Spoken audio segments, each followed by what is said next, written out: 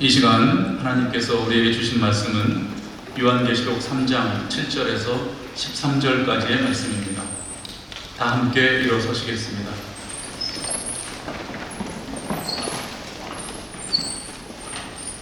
제가 받들어 읽겠습니다. 하나님께서 주시는 계시의 음성을 들으시기를 바랍니다. 빌라델비아 교회의 사자에게 편지하라. 거룩하고 진실하사 다윗의 열쇠를 가지신 이 곧 열면 닫을 사람이 없고 닫으면 열 사람이 없는 그가 이르시되 볼지어다 내가 내 앞에 열린 문을 두었을 때 능히 닫을 사람이 없으리라. 내가 내 행위를 아노니 내가 작은 능력을 가지고서도 내 말을 지키며 내 이름을 배반하지 아니하였도다. 보라, 사탄의 회당 곧 자칭 유대인이라 하나 그렇지 아니하고 거짓말하는 자들 중에서 며칠 내게 주어 그들로 와서 내 발 앞에 절하게 하고 내가 너를 사랑하는 줄을 알게 하리라. 내가 나의 인내의 말씀을 지켰은즉 내가 또한 너를 지켜 시험의 때를 면하게 하리니 이는 장차 온 세상에 임하여 땅에 거하는 자들을 시험할 때라. 내가 속히 오리니 내가 가진 것을 굳게 잡아 아무도 내 면류관을 빼앗지 못하게 하라. 이기는 자는 내 하나님 성전에 기둥이 되게 하리니 그가 결코 다시 나가지 아니하리라.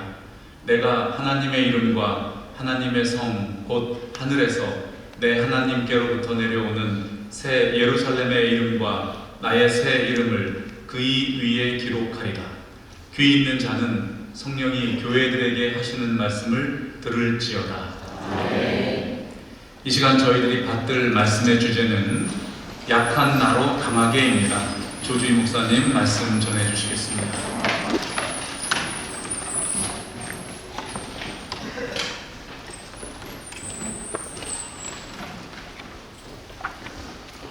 제가 그 찬양을 들을 때마다 우리 특별히 신학생들의 찬양은 좀 달리 들려요.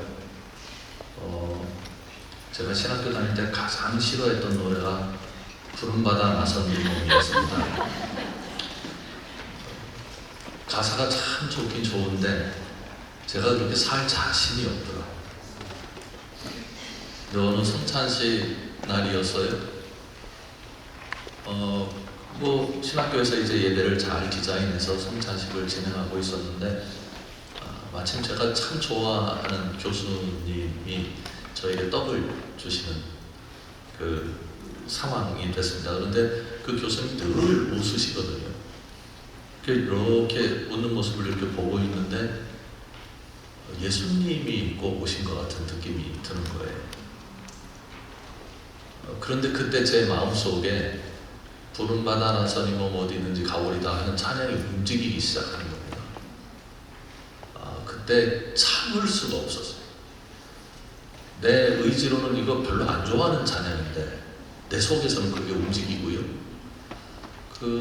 그때 우리 신학생들의 가슴 속에 있는 찬양의 그 의미를 제가 많이 알기 시작했어요. 왜냐하면 내가 그렇게 지금 살 수 있다는 자신감이 있어서도 아니고 내가 하나님을 그렇게 사랑하기 때문도 아닌데 그렇지만 내 마음 저 깊이에서 뭔가 모르는 그 무엇이 나로 하여금 찬양하게 하고 찬양할 때 내 마음을 뜨겁게 만들고 그게 기도로 이어지게 만들고 또 하루를 더 버티게 만들고 사역을 한 걸음 가게 만드는 힘이구나.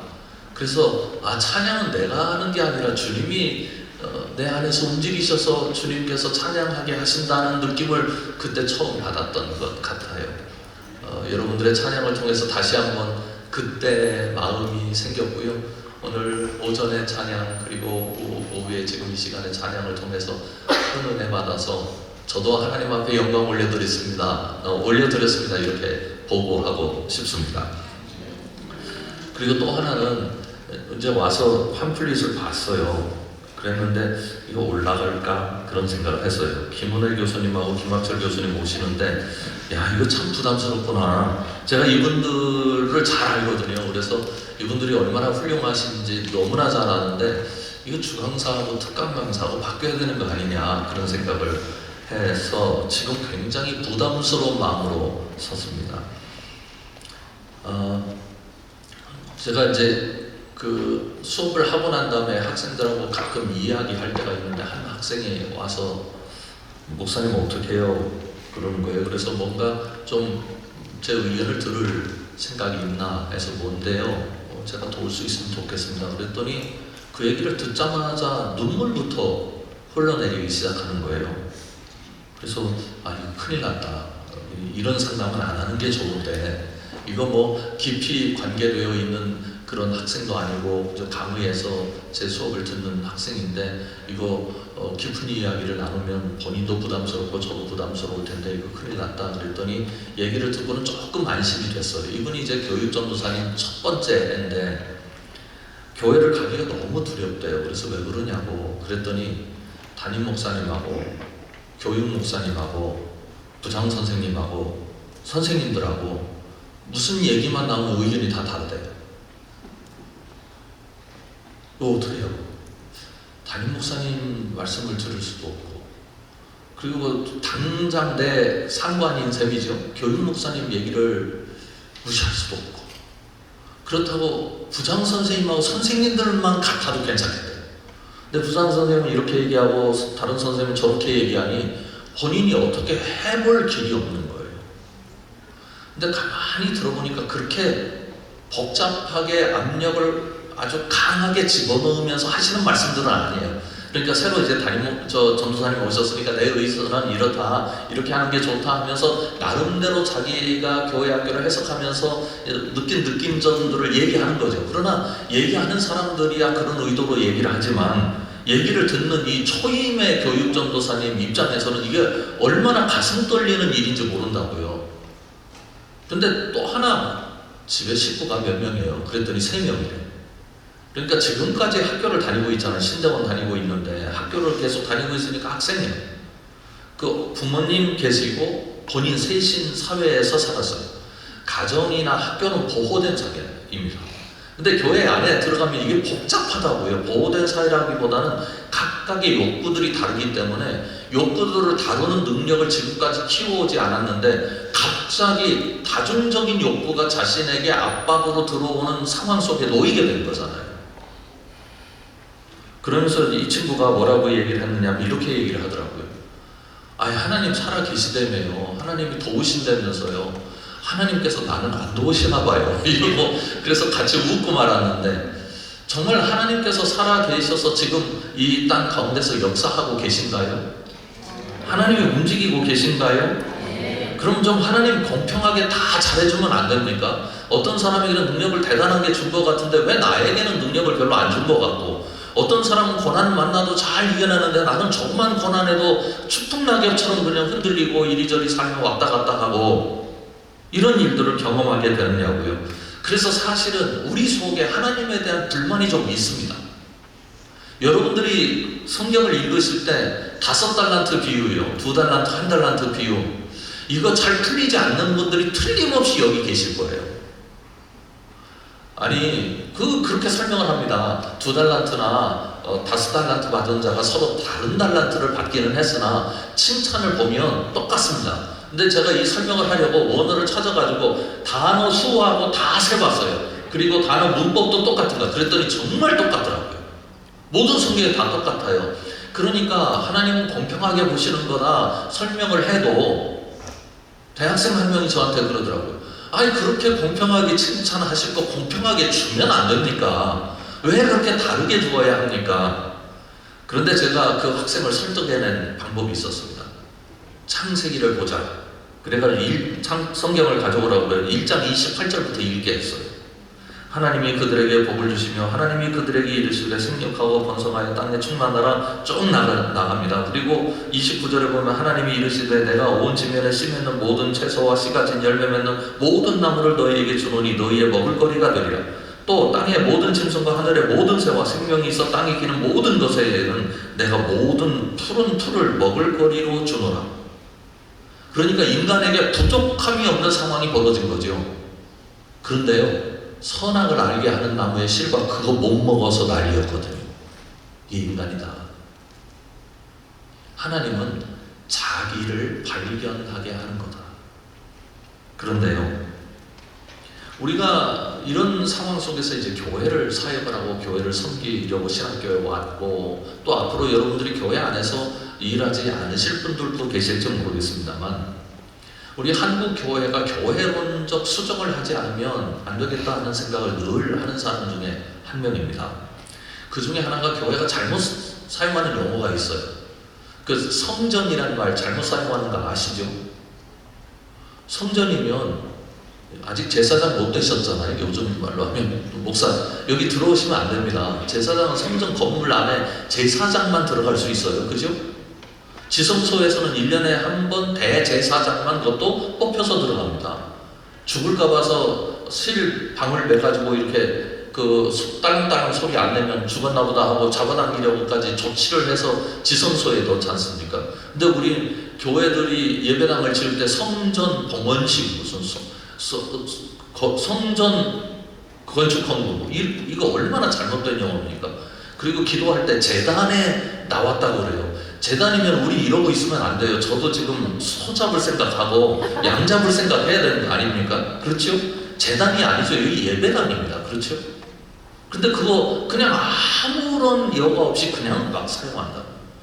그 중에 하나가요, 부흥이 있습니다.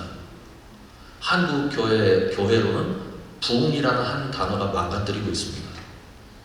여러분, 성경에 숫자가 늘어나는 걸 부흥이라고 기록해 놓은 부분 찾으실 수 있는 분 계세요? 놀라운 건 부흥이라는 단어는 한 번밖에 안 나와요.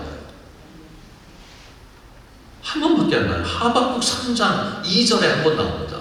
물론 부흥이라고 해석할 수 있는 이제 해석의 문제 뭐 그런 것도 있겠고, 그리고 상황적으로 부흥이라고 해석할 수 있는 부분도 있겠지만, 성경은 의미적으로도 그렇고 상황적으로도 그렇고 사람 많아지는 것을 부흥이라고 단 한 번도 표현한 적이 없습니다. 사람이 많아졌다는 얘기는 많아졌다고 그러고, 많이 모였다는 얘기는 많이 모였다고 얘기를 했죠.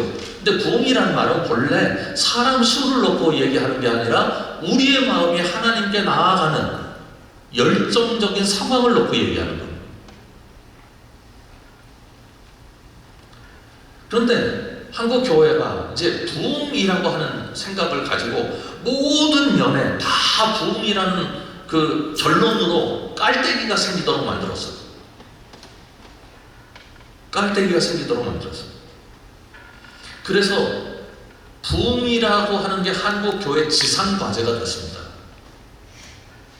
그런데요, 부흥이라는 말을 좋아하고 또 한국 교회가 부흥의 성과를 이루어내고, 그래서 여기저기 잔치가 벌어지고, 우리 교단에서도 우리 교단 성도의 수가 300만이다. 물론 좀 가짜 보고도 있었지만 어찌됐든 300만이다 하면서 전 세계 앞에 자랑을 한 적이 있어요. 그런데 그런 과정에서 교회를 염려스럽게 바라본 학자 그룹이 있습니다. 누구냐면 사회학자들입니다.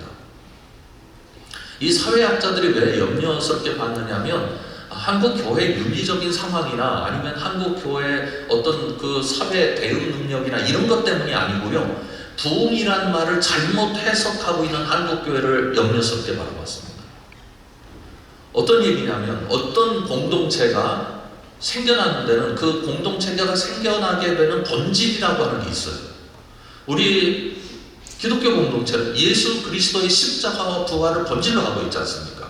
그러면 그 본질에 담긴 정신들이 그 공동체의 그릇을 이루고 있다. 이 정신 위에 공동체가 세워지고 그 정신에 의해서 공동체가 유지되는 거예요.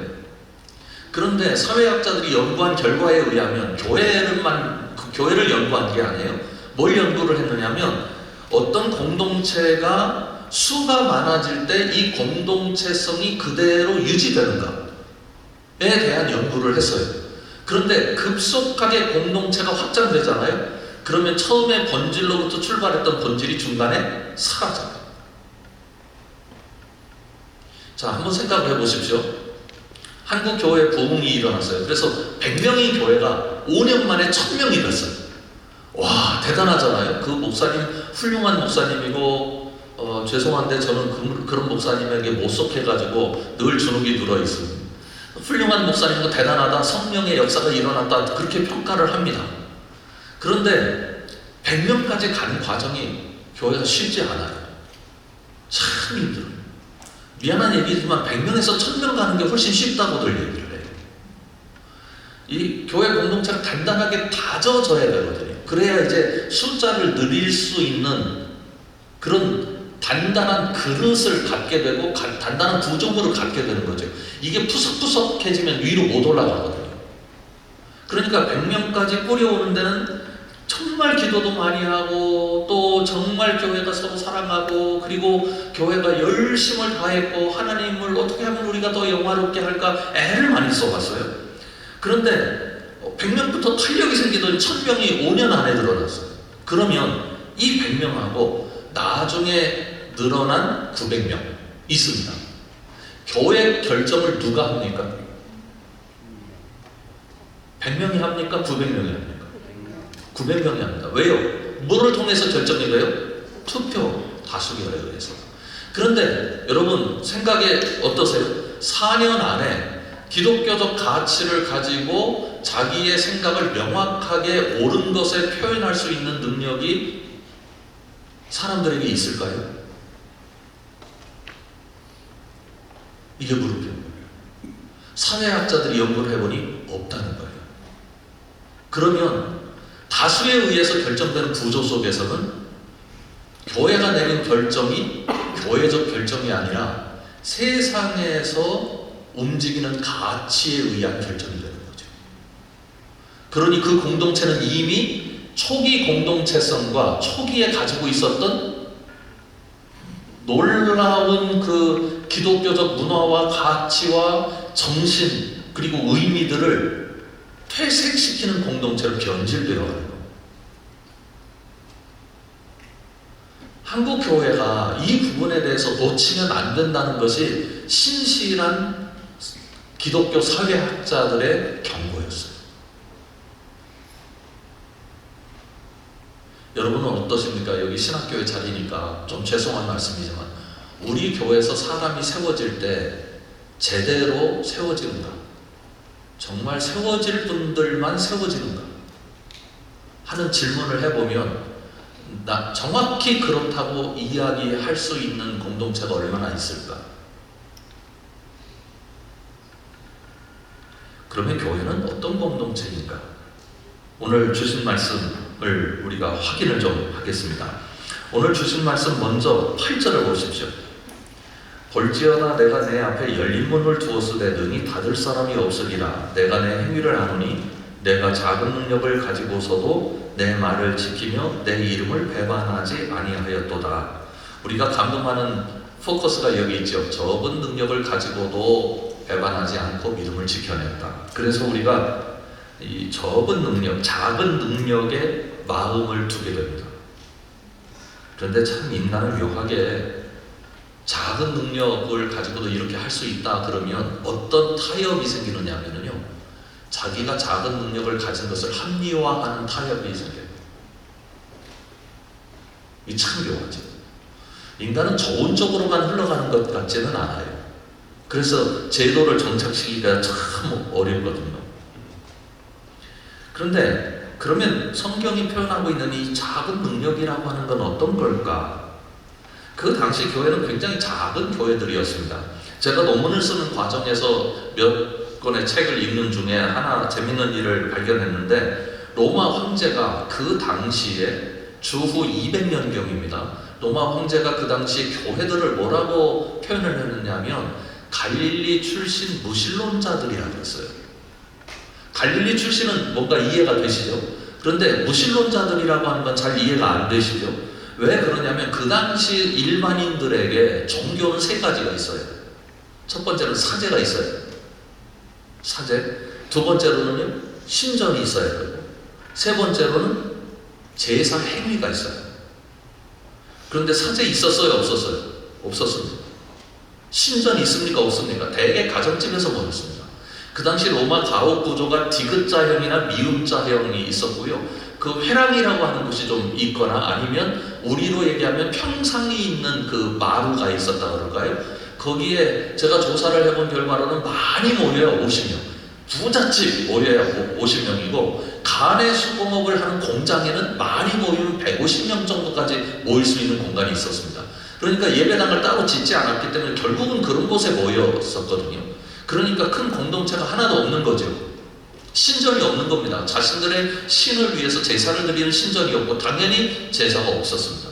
그런데 이 사람들의 특성은 종교성을 가지고 있어서 이상하다, 이 사람들 잘 이해가 되지 않는 그룹이다 라 해서 갈릴리 출신 무신론자들이라는 표현을 통해서 보잘것없는 공동체처럼 여겼습니다. 그런데 문제는 뭐냐면 이 황제가 두 가지 내용을 썼어요. 갈릴리 출신 무신론자들이 내가 먹이지 못하는 백성들 1500명을 먹이고 있다.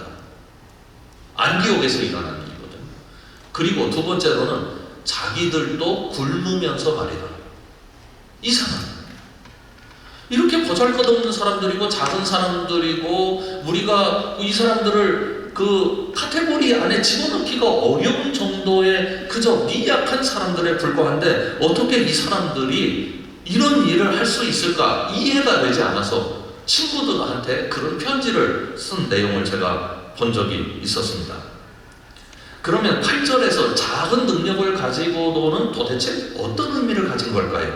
7절입니다. 우리 한번 7절 같이 읽어보겠습니다. 시작. 빌라델비아 교회 사자에게 편지하라. 거룩하고 진실하사 다윗의 열쇠를 가지시니 곧 열면 닫을 사람이 없고 닫으면 열 사람이 없는 그가 이르시되. 아멘.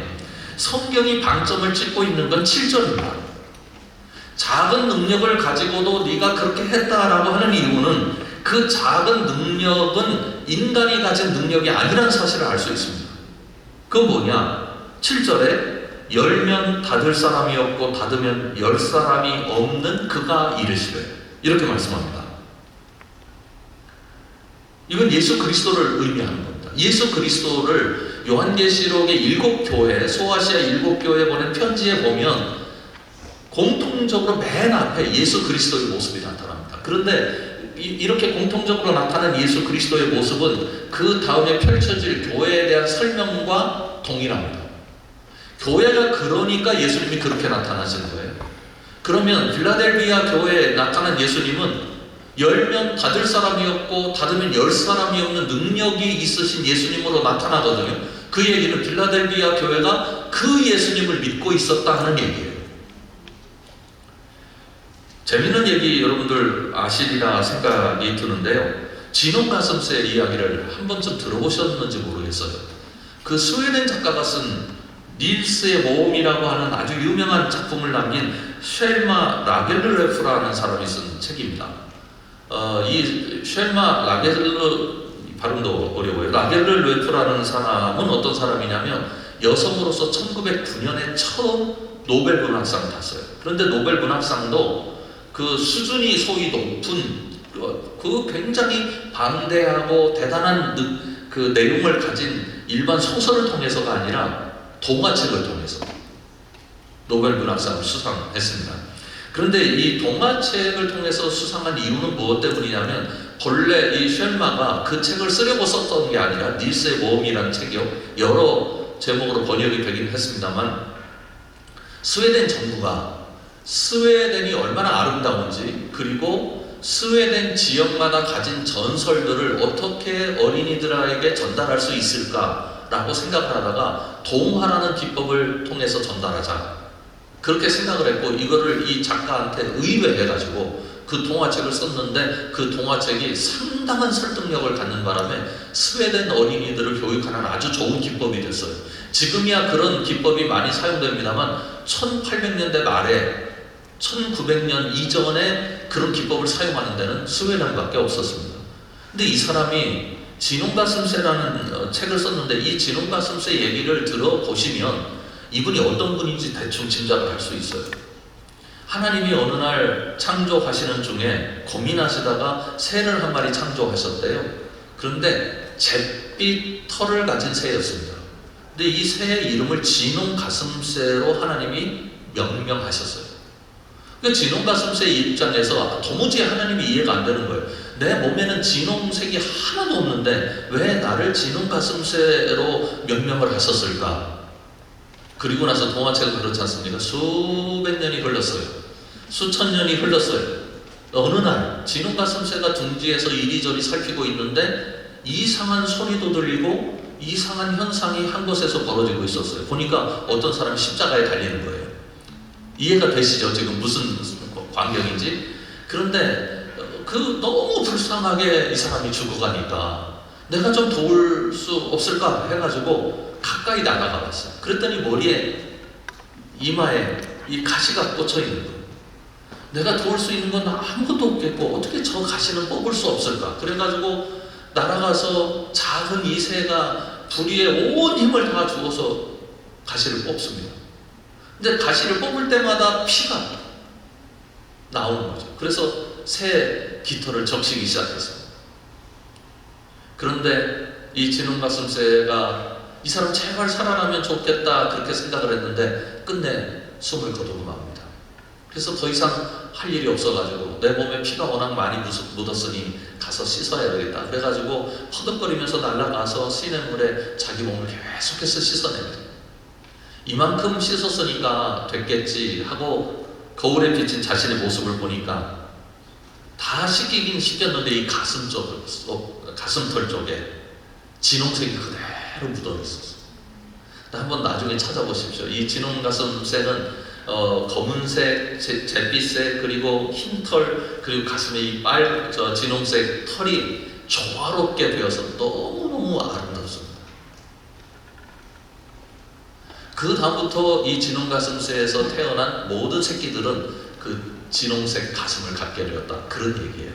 그런데요, 이게 참 쉘마 르기르레프라는 이 작가가 얼마나 대단한지 알 수 있어요. 제가 보기에 신학을 공부한 제가 보기에는 이분은 창조주 하나님, 그 창조주 하나님이 가지신 구속사의 계획, 그리고 그 구속사의 완성을 누가 시키는가를 이 동화를 통해서 여실하게 드러내고 있습니다. 하나님이 창조하셨죠. 그런데 하나님이 이 새 하나의 이야기를 통해서 계속해서 구속사를 이어가시고 계신 것을 볼 수 있고, 그 구속사는 예정된 구속사였고 그 구속사는 십자가에서 이루어졌다는 사실을 한 작가가 이해하고 이야기로 만들어낸 것입니다.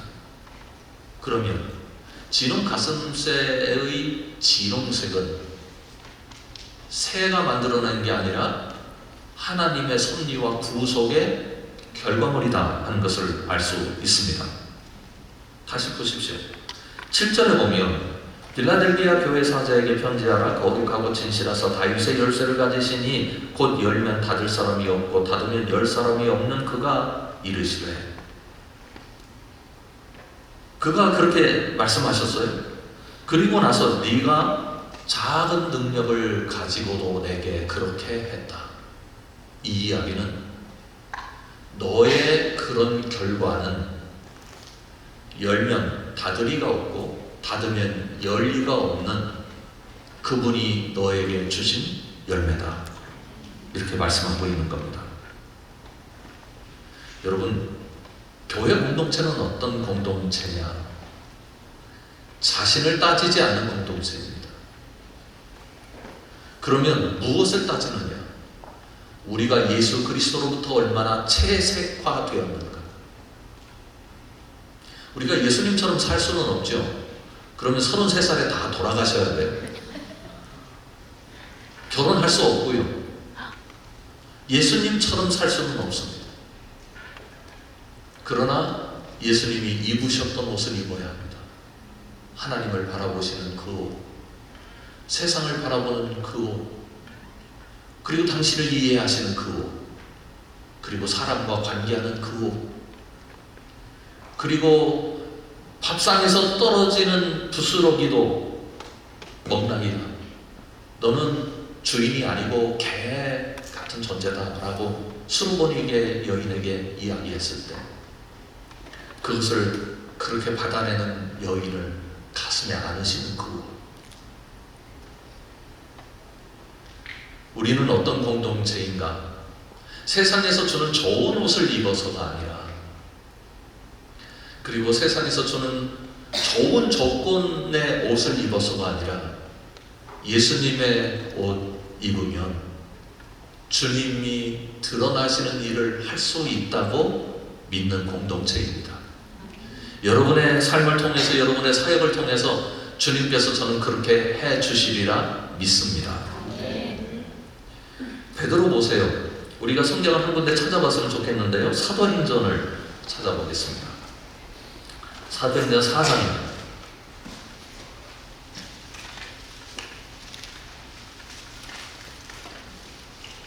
4장 13절과 14절입니다. 우리 한 목소리로 읽겠습니다. 시작. 그들이 베드로와 요한이 담대하게 말함을 보고 그들을 본래 학문 없는 범인으로 알았다가 이상히 여기며, 또 전에 예수와 함께 있던 줄도 알고, 또 병나은 사람이 그들과 함께 서 있는 것을 보고 비난할 말이 없는지라. 아멘. 그 당시 예루살렘에 있는 지도부가 제자들을 어떻게 이해했는가를 금방 찾아볼 수 있습니다. 베드로와 요한이 담대하게 예수 그리스도의 복음을 선포하자 그들이 뭐라고 생각을 했느냐면, 저 사람들 본래 학문 없는 범인이었다. 어떻게 저렇게 할 수 있지? 그런 거였어요. 그러면 그들이 담대해진 이유에 대해서 이 사람들이 설득력 있는 설명을 가질 수 없었다는 거예요. 이상하다. 그렇게 생각할 수밖에 없었죠. 그럼 베드로가 예수 그리스도를 만나고 나서 갑자기 나 신학교 들어갈래, 그래서 유명한 신학자한테 배울 거야, 그래서 신학적 업데이트를 했기 때문에 담대하게 전할 수 있었습니까? 아닙니다. 이 상대방들이 베드로의 모습을 보면서 누그러져가지고, 우리가 잘못 생각했구나, 우리가 예수님 믿는 사람들을 이렇게 핍박해서는 안 되는데 하고 누그러졌기 때문에 베드로에 대해서 그렇게 좋은 평가를 해준 겁니까? 아닙니다. 베드로에게 달라진 것은 단 하나도 없었습니다. 거룩하고 진실하사 다윗의 열쇠를 가지시니 곧 열면 닫을 사람이 없고 닫으면 열 사람이 없는 그 주님을 베드로가 이제는 확실하게 잡았기 때문입니다. 우리가 믿음에 대해서 메커니즘을 잘 이해하셔야 됩니다. 그러니까 어떤 사람이 능력이 있어서 어떤 결과물을 내놨어요. 그걸 보고 믿음이 있구나 라고 생각하는 것은 성경이 가르치는 믿음의 메커니즘이 아닙니다. 여러분, 믿음은 어떻게 형성되고 어떤 메커니즘을 갖는가? 저희 교회 이야기를 하나 하겠습니다. 저희 교회가 이제 지역사회와 함께하는 교회로서 알려지게 될 때 처음 시작 단계에서 일어난 일입니다. 도서관을 만드는데요. 지금 도서관은 어린이 전용 도서관인데 약 15,000권 정도 장소가 있고, 그리고 어린이들 회원이 1,200명 정도 됩니다. 그러니까 제법 잘 돌아가는 도서관이라고 볼 수 있는데, 우리 교회가 컨설팅을 했거든요. 전문가들을 불러들여서 전문가들이 교회 사역을 개발할 수 있도록 함께 교회와 협력하는 구조를 만들어냈습니다. 그런데 우리 교회에 이제 여러분들이 오셔서 저희들이 손님 맞이를 많이 하게 되는데, 뭐 도서관을 본달지, 방법교실을 본달지, 안두 사역을 둘러본달지, 카페 사역을 본달지, 아니면 뭐 인문학 사역을 본달지, 아니면 뭐 그 지역과 여러 가지 연계된 사업들을 보시러 오시는데, 그때마다 이분들이 무슨 질문을 하느냐면 거의 공통된 질문입니다. 그래서 교인 몇 명 늘었습니까? 이 질문이에요. 저희가 컨설팅을 했는데요, 14개월 동안 했습니다. 근데 14개월 동안 몇 가지 작업을 했어요. 첫 번째 조사입니다. 그리고 교육입니다. 그리고 또 하나는 파일럿 프로그램을 운영하는 거였고요. 또 하나는 조직하는 거였습니다. 순서가 조금 엉키긴 했습니다만 다시 한번 말씀드릴게요. 조사, 교육, 그리고 조직, 그리고 파일럿 프로그램 실시. 여기서 여러분들 생각에는 뭐가 기간을 제일 많이 들였을 것 같습니까? 조사. 교육입니다. 8개월을 했습니다. 14개월 중에. 와, 사람 진짜 안 변해요. 여러분 물리적으로만 관성의 법칙이 있는 게 아니라요, 생각에도 관성의 법칙이 작용해요. 실컷 설득하잖아요? 그럼 옛날 얘기 또 해요. 또 실컷 설득하잖아요? 옛날 얘기 또 해요. 지금도 그런 분들이 있어요. 안 변해요.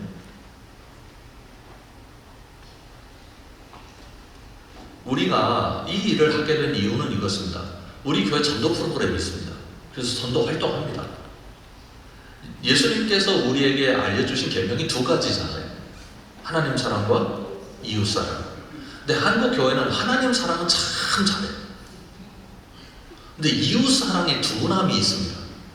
하나님께서 이 이웃 사랑을 어떻게 하라고 했느냐면 첫 번째와 같이 하라고 말씀하셨어요. 둘째는 이와 같으니 라고 말씀하시면서 앞에 말씀을 그대로 받아내셨다고요. 근데 이웃 사랑이라고 하는 개념을 우리는 어떤 개념으로 바라보느냐면 그 교회 전도 개념, 확장적 개념으로 바라보는 거죠. 그러니까 이렇게 따지면 이게 뭐냐면 교회가 이득을 가져가는 구조예요. 자, 한번 여러분들에게 질문해 보겠습니다. 제가 고신대 장로님들 특강을 하러 갔는데 와, 분위기가 영 안 좋은 거예요. 다른 교단 목사가 왔지. 그리고 이 특강이라고 하는 게 본인들이 원해서 듣는 특강이 아니고 집행부가 만들어낸 특강이니까 들을 의사가 본래 있는 분들만 앉아 있는 게 아니고 나는 그냥 시간을 때워야 하는 자리에 앉아 계신 거죠. 그랬는데 제가 이제 그 강의를 하면 할수록 뭔가 불만 섞인 얼굴이 가득하게 보입니다. 그래서 이제 제가 이 질문을 했어요. 여러분, 교회가 세상의 덕을 봅니까? 세상이 교회의 덕을 봅니까? 이제 그때부터 술렁술렁 하더라고요. 뭐 질문이 저따위야. 그런 분도 계신 것 같고, 이게 뭐라고 대답을 해야 저 강사가 원하는 대답을, 요구하는 대답을 내놓지? 그런 생각도 하시는 것 같고요. 여러분, 교회가 세상의 덕을 봅니까? 세상이 교회의 덕을 봅니까? 자, 그럼 한번 따져보겠습니다. 전도를 했어요. 우리 교회가 100명인데 500명 됐어요. 400명이 들어왔어요. 그 400명 본래 어디 있던 사람들이에요? 교회가 사람을 얻었죠. 400명을. 누가 준 거예요? 세상이 준 거죠. 여러분, 헌금해서 교회가 이거 하나님께 드리는 예물입니다 하고 교회가 사용하잖아요. 교회가 돈을 만들어냈습니까? 세상이 만들어낸 걸 교회가 가져왔습니까? 아니, 그 돈에는 불교인이 준 것도 있을 것 아닙니까? 유교인이 준 것도 있을 거고, 그거 하나님 돈이라고 가져다 하나님 앞에 드리거든요. 다시 묻겠습니다. 교회가 세상 덕을 받습니까? 세상이 교회 덕을 받습니까? 세상 덕을 받습니다. 금방 바뀌셨네요.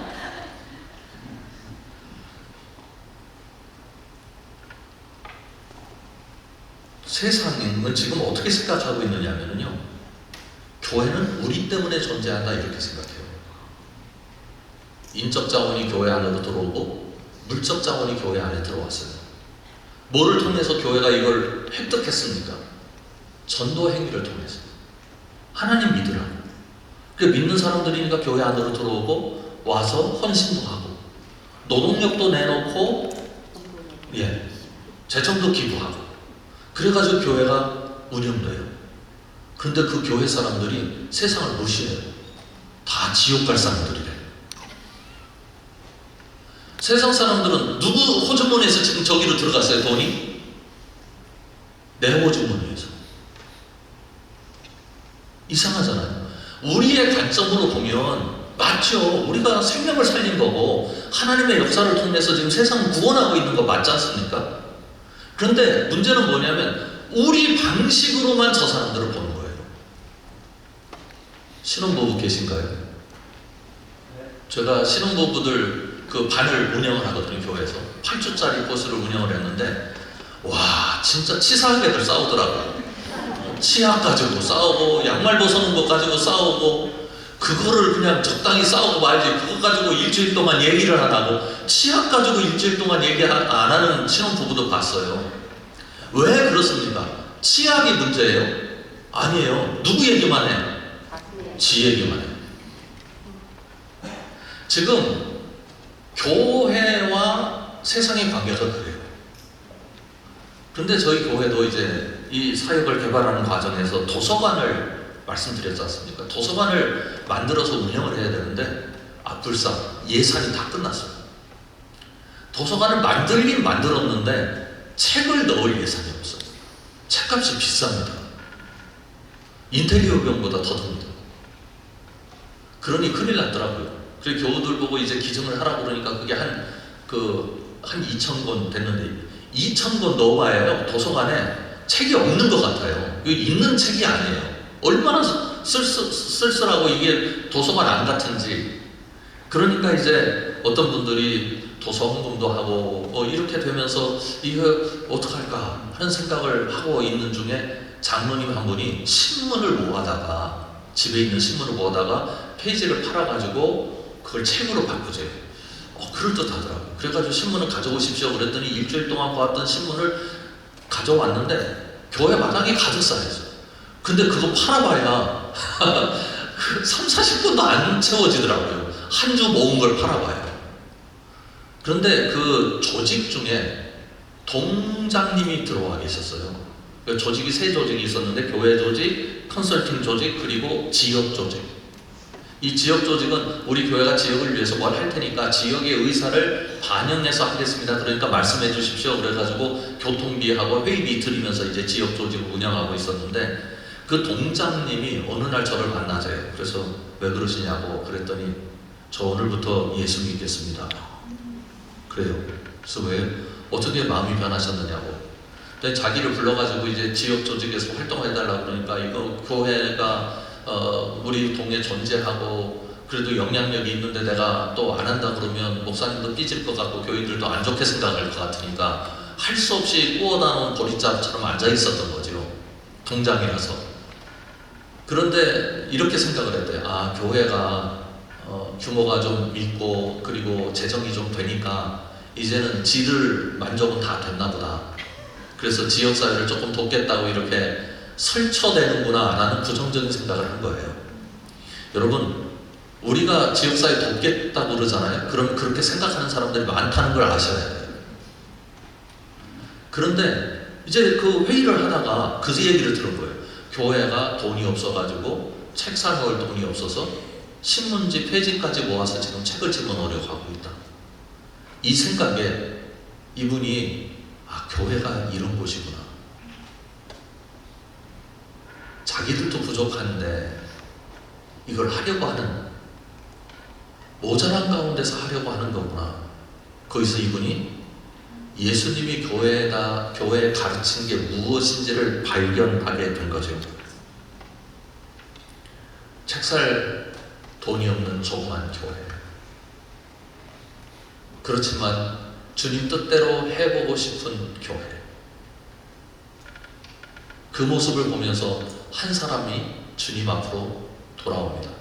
그래서 그분이 유지들한테 다 얘기를 하고 주변에 무슨 새마을 분녀회 그 다음에 무슨 여성들 모임 이런 데 말씀하셔가지고 그분이 동원해 주신 책만 한 3,000권 돼요.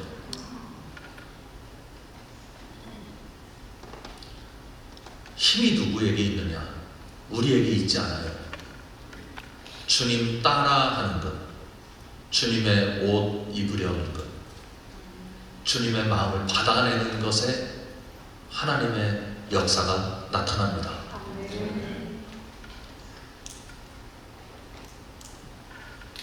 그런데요, 이 믿음을 우리가 어떻게 받아들여야 되느냐 하는 것을 또 한번 생각을 해봐야 할 필요가 있습니다. 7절을 다시 보면 빌라델비아 교회 사자에게 편지하라. 거룩하고 진실하사 다윗의 열쇠를 가지시니 곧 열면 닫을 사람이 없고 닫으면 열 사람이 없는 그가 이르시되 라고 말씀을 했으니까 주님이 그런 능력을 가지셨으니까 그 능력을 우리가 받아내기만 하면 우리에게도 능력이 나타나는구나 라고 생각을 하게 되면 어떤 현상이 일어나냐면 결과가 좋지 않으면 주님이 능력 없는 주님이 돼요. 그렇죠? 내게 좋은 결과가 나타날 때는 주님이 나를 도와주신 것 같은데 둘 중에 하나거든요. 나한테 좋은 결과가 나타나지 않으면 주님이 안 도와주시나 보다 라고 생각할 수도 있고 주님의 능력을 의심할 수도 있습니다. 그러면 우리가 어떻게 주님과의 관계를 설정해야 하는가 하는 겁니다. 믿음은 어떤 사실, 그리고 주님이 내게 해주신 역사, 그리고 주님의 말씀하신 것을 받아들이는 게 아닙니다. 그거는 내가 이해하는 겁니다. 아, 주님이 그런 능력이 있으셔. 내가 머리로 이해하는 거예요. 그리고 주님이 그렇게 영화로우신 분이셔. 내가 그걸 받아들이는 거지. 그걸 사실을 인정하는 거죠. 충청도 얘기 하나 하고 싶어요. 어떤 목사님이 너 충청도지? 그러시더라고요. 선배님이신데. 네, 그렇습니다.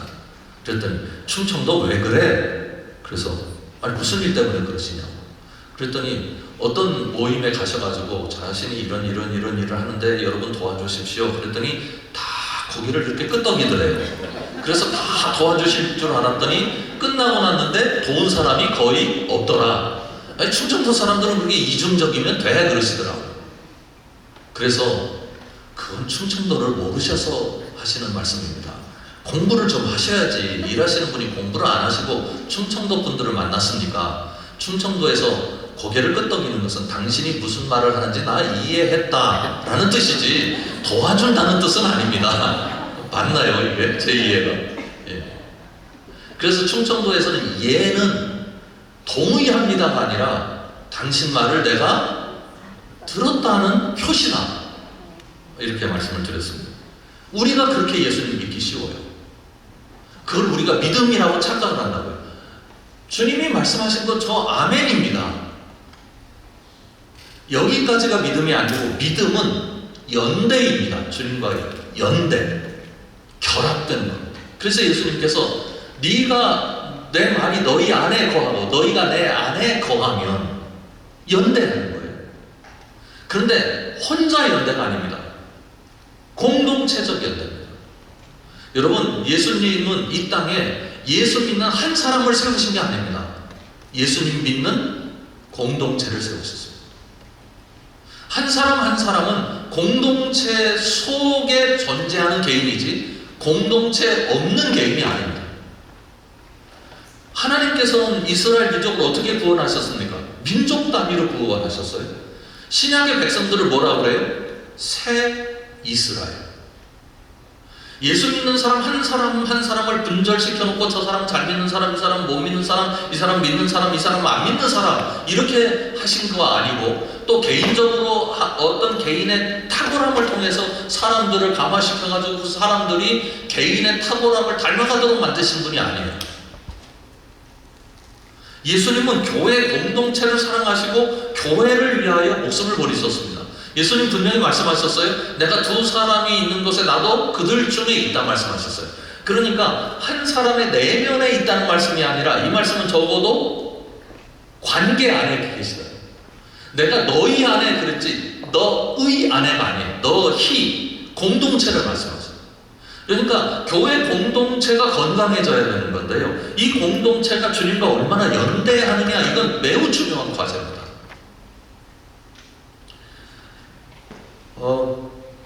제가 미국의 상담사한테 들은 얘기인데요. 어떤 가정이 입양된 아이가 있었어요. 입양된 아이는 우리나라 아이입니다. 근데 이 아이가 이제 미국 부모님에게 입양이 됐는데 그 집이 굉장히 유복한 집으로 그 주변에 알려져 있는데 이 아이가 삐뚤어지기 시작한 거예요. 그래서 학교에서 상담사한테 보냈어요. 이 아이가 왜 이렇게 삐뚤어져 가는지. 부모님도 이 아이를 학대한 흔적도 없고 그리고 부모님의 피를 나눈 가족들하고도 관계가 나쁘지 않은데 왜 그런가. 그래서 그 아이를 불러가지고 이제 왜 그런지 설명을 해보라고 이리저리 달랬는데 이 아이가 울면서 이렇게 얘기를 하더라는 거예요. 저는 이 집 식구가 아닙니다. 그렇게 얘기를 하더라고요. 그래서 내가 알기로는 너희 부모님이 너한테 얼마나 헌신적으로 잘하고 너를 잘 도와주고 있는데 네가 그렇게 말하면 안 되지. 너 잘못 생각하고 있는 거야. 그래. 아닙니다. 그래서 증거를 대봐. 그랬더니 우리 부모님이 저는 혼내지 않습니다. 친자식들을 혼내는데 자신은 안 합니다.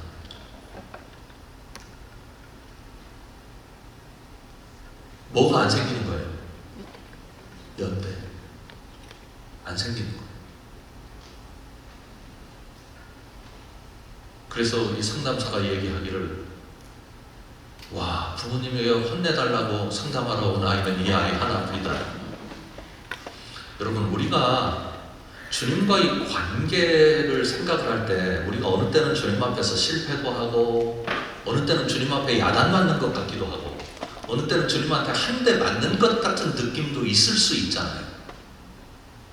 그리고 어느 때는 난 주님 사랑 많이 받고 있어 하는 생각도 들기도 하고요.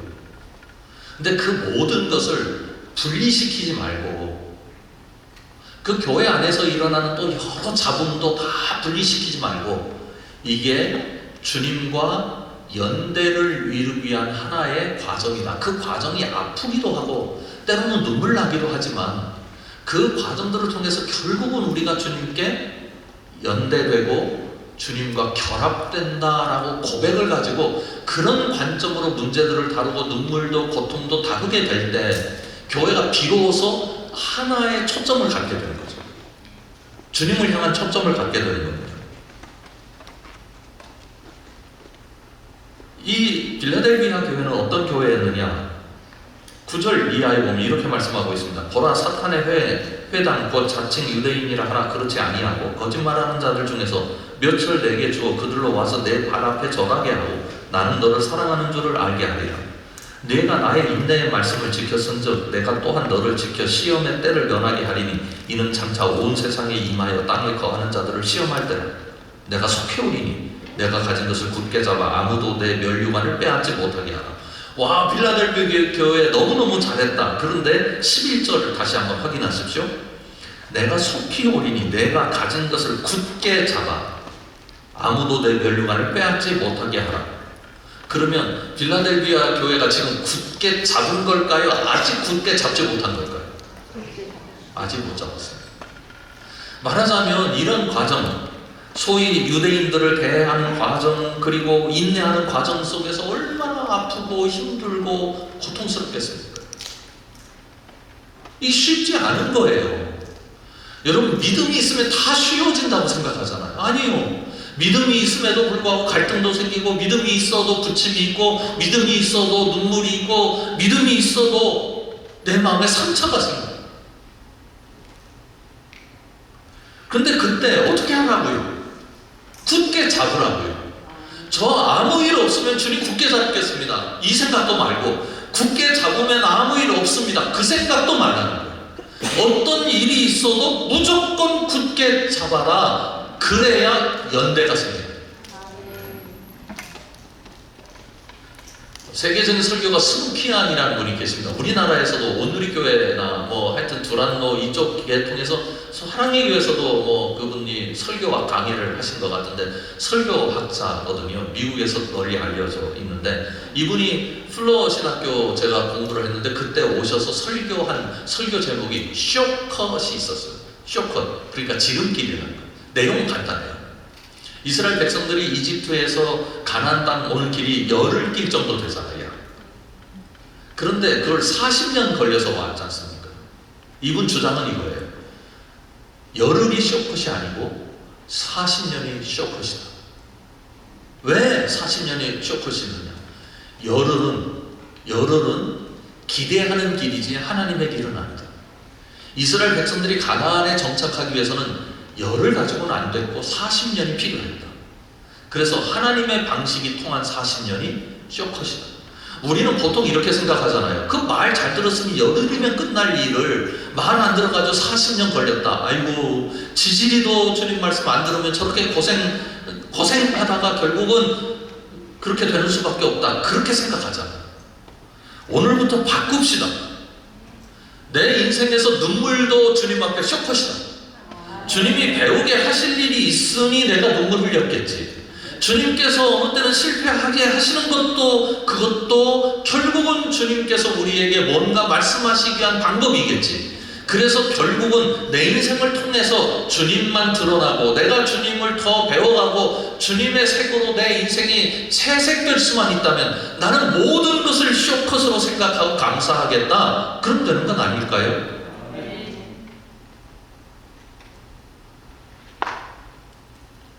주님께서 우리에게 어떤 선물을 주시는가? 이렇게 말씀합니다. 구절을 보면 끝에 이렇게 되어 있어요. 한번 따라서 해보시겠어요? 내가 너를 사랑하는 줄을 알게 하리라. 아멘.